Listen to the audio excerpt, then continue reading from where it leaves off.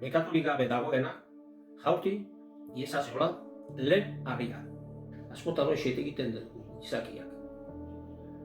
Beste bihatzakin, mingaitxarrakin ibili, eta epaitu. Baina gordetzen dugu, gure pekatu, igual harren baino okerro dianak. Ez da? Horregatik Jesusek esatezun. Bekatuak ez dakana, horreneko harria botatzeko. Eta tanak hanka.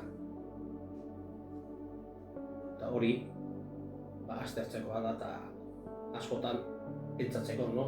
Gure jokara nola esan behar du. Jesus harria da. Eta ilunpede guztia, azalduitea Jesusekin. Baina Jesus beti dago, zabal-zabal, atzaparrak.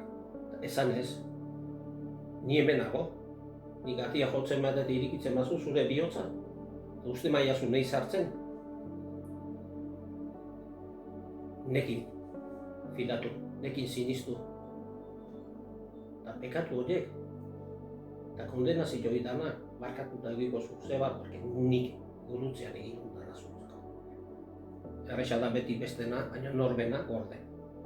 Eta hori ez da, hala esan behar. Irutze zeigu askotan, pues, ez duela merezi, porque hau, ez, Jesus. Jesus ez da gizakia bezala, ez da gu bezalakoa. Jesus aparta da. Jesus dakar grazioi guk ez dakau. Gu dakau grazia, balin badakau da begeratik. Baina bea da grazia. Eta ze garrantzia da, gurutzeoi behidatu, ez da? Da ikusiz, bida. Emako bi harria botatzen ziren, eta botatzen jo, guk askotan, porque guk da esan geha.